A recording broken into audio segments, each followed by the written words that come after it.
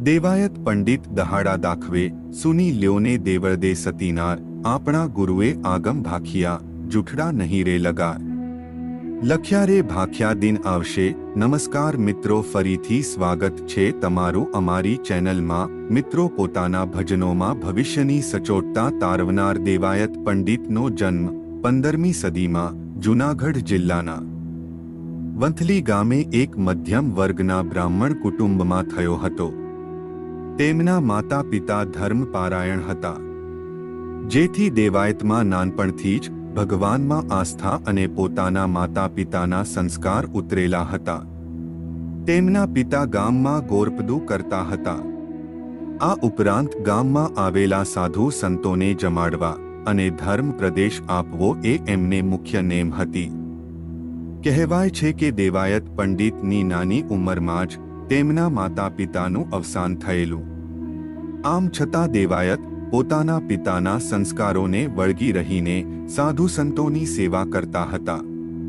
બન્યું એવું કે એકવાર દેવાયત પંડિત સાધુ સંતોના સંઘ સાથે તરણેતરના મેળામાં જાય છે। મેળામાં ઘણા બધા સાધુ સંતો અલગ અલગ જગ્યાએથી આવ્યા હતા અને ધર્મની ચર્ચામાં વ્યસ્ત હતા। તેવામાં એક મહાત્માના પ્રભાવ નીચે દેવાયત આવતા તેના માનસ ઉપર વિશેષ છાપ પડી હતી। તે સમયે દેવાયતનું મન સંસાર ઉપરથી ઉતરી જઈને વૈરાગ્ય તરફ ખેંચવા માંડ્યું। આમ તે તરણેત્રના મેળામાંથી પાછા ફરતા વંથલીની બદલે ગિરનાર આવી ગયા। ગિરનારની અડાબેટ જાળીના માર્ગમાં ફરવા લાગ્યા અને સાધુઓની સેવા કરવા લાગ્યા। તેમણે ગિરનારની પાવનભૂમિમાં ઘણા દિવસો ગાળ્યા, પરંતુ પોતાની મૂંઝવણનું સમાધાન થતું ન હતું કે પોતાના પ્રશ્નોનું નિરાકરણ થતું ન હતું। તેવામાં એક દિવસ શોભાજી કરીને એક સંતનો મેળાપ થયો અને તેમણે દેવાયતના મનની ભ્રમણા ભાગી। દેવાયતને શોભાજીના સાનિધ્યમાં ખૂબ જ રસ પડવા લાગ્યો હતો। પોતાના દરેક પ્રશ્નનું નિરાકરણ વ્યવસ્થિત ઉદાહરણ દ્વારા સમાધાન કરનારને પોતાના અંતરમાં સ્થાન મળવા લાગ્યું હોય તેવો અનુભવ તેમને થવા લાગ્યો હતો। આથી એક દિવસ દેવાયતે શોભાજીને પોતાના શિષ્ય તરીકે સ્વીકારવા અને પોતાને કંઠી બાંધવા કહ્યું। શોભાજીએ દેવાયતને અંતરથી જાણી લીધા હતા અને પરીક્ષા પણ કરીને ચકાસી લીધા હતા। તેથી શોભાજીએ દેવાયતને કંઠી બાંધીને ઉપદેશ આપતા કહ્યું કે તમે સાધુ બનો, તેના કરતાં સંસારમાં રહેશો તો ધર્મથી વિમુક્ત થતા જતા સંસારને ભક્તિની પ્રેરણા આપશો, તે વધારે અસરકારક રહેશે। તેથી શોભાજીએ દેવાયતને ગૃહસ્થ જીવન ન છોડવાનો અને સંસારના ધર્મો બજાવતા આધ્યાત્મિક માર્ગે આગળ વધવાનો આદેશ આપ્યો। આથી પોતાના ગુરુના ઉપદેશ સ્વીકારી દેવાયત કાશી ગયા હતા।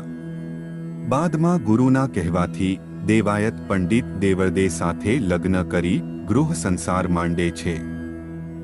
દેવાયત પંડિત એ સૌરાષ્ટ્રના પાંચાળ પ્રદેશમાં આશ્રમ સ્થાપેલો, જ્યાં તેઓ ધાર્મિક પ્રવૃત્તિઓ કરતા તેમજ લોકોને જ્ઞાન તેમજ ઉપદેશ આપતા હતા। તેમની સાથે તેમની પત્ની પણ ધર્મપારાયણ હતા અને પોતાના પતિ દેવાયતને દરેક ક્ષેત્રમાં સાથ આપતા હતા। દેવાયત પંડિતને આગમ એટલે કે ભવિષ્યવાણીના ભજનો કરવામાં સર્વશ્રેષ્ઠ મનાય છે। તેમના આગમ હજી પણ સચોટ મનાય છે। તેમના કહેવા મુજબ ભગવાન કૃષ્ણ કળીકાળમાં નકળંગનો અવતાર ધરીને આવશે। દેવાયત પંડિત દાડા દાખવે સુની લ્યોને દેવળદે સતીનાર આપણા ગુરુએ આગમ ભાખિયા જૂઠડા નહીં રે લગાર લખ્યા રે ભાખ્યા રે દિન આવશે। દેવાયત પંડિત આ ભવિષ્યવાણી દેવળદે નારને સંભળાવે છે। તે ભવિષ્ય દર્શન માટે પોતાના ગુરુની વંદના કરીને કહે છે કે આ પરંપરા તેમને ગુરુ પાસેથી મળી છે। પહેલા પવન ફરૂકશે, નદીએ નહીં હોય નીર, ઉત્તર થકી રે સાહેબો આવશે, મુખે હનુમાન વીર। પહેલા પવન ફરૂકશે એટલે કે વાવાઝોડા થશે, પછી નદીઓમાં પાણી ખૂટવા લાગશે। ઉત્તર દિશાથી સાયબો આવશે, અર્થાત અહીં સાયબાનો અર્થ છે નકલંદ અવતાર, અર્થાત કલ્કી રૂપે વિષ્ણુ ભગવાનનો અવતાર થશે તેવું માનવામાં આવે છે. તેના રથના મુખ પર હનુમાનજી બિરાજેલા હશે. ધરતીમાં માથે હેમર હાલશે, સુના નગર મોઝાર, લક્ષ્મી લૂંટાશે લોકો તણી, નહીં રાવ કે ફરિયાદ, ધરતી પર યુદ્ધના વાહનો ચાલવા લાગશે, નગર સૂનું થવા લાગશે. લોકોની લક્ષ્મી લૂંટાવા લાગશે, છતાં ફરિયાદ થઈ શકશે નહીં. સંપત્તિ અને સ્ત્રી બંનેનું લક્ષ્મી દ્વારા સંકેત છે, અને આજે આપણે જોઈએ છીએ કે બંને લૂંટાય છે, છતાં કોઈ ફરિયાદ સાંભળવા તૈયાર નથી. મિત્રો, આ દિવસો તો આવી જ ગયા છે.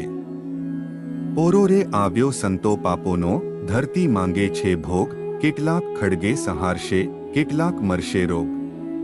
તે કહે છે કે સંતો પણ પાપનો આશરો લેશે અને ધરતી ભોગ માંગવા માંડશે. ધરતી માણસ પશુ પક્ષી વનસ્પતિનો સંહાર કરવા લાગશે. યુદ્ધો થશે, ઘણા રોગોથી મૃત્યુ પામવા લાગશે. ખોટા પુસ્તક, ખોટા પાનિયા, ખોટા કાજીના કુરાન, અસલજાદી ચૂડો પહેરશે એવા આગમના એંધાણ. પુસ્તકો ખોટા પડશે એટલે કે જ્ઞાનીઓની કોઈ કિંમત રહેશે નહીં.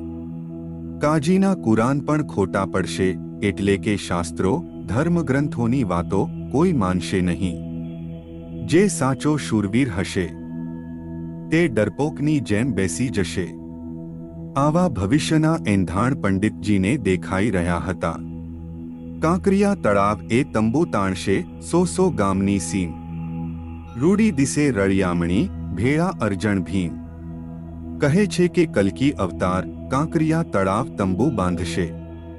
યુદ્ધ માટે અર્જુન અને ભીમ સાથે આવશે. આવા દિવસો આવશે કે કલ્કી અવતાર સીધા કાંકરિયા પાસે જ પોતાના યુદ્ધનું એલાન કરી શકે છે. ઉત્તરખંડેથી સાયબો આવશે, આવે મારા જુગનો જીવન, કળયુગ ઉથાપી સતયુગ થાપશે, એવું બોલ્યા દેવાયત પીર.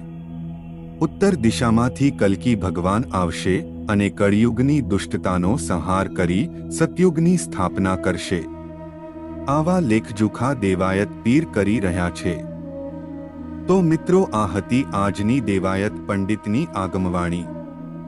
મિત્રો, આજની વિડિયો તમને સારી લાગી હોય તો વિડિયોને લાઈક કરી શેર કરજો અને અમારી ચેનલને હજુ સુધી સબસ્ક્રાઇબ ના કરી હોય તો અત્યારે જ સબસ્ક્રાઇબ કરી લેજો. જય શ્રી કૃષ્ણ. હર હર મહાદેવ.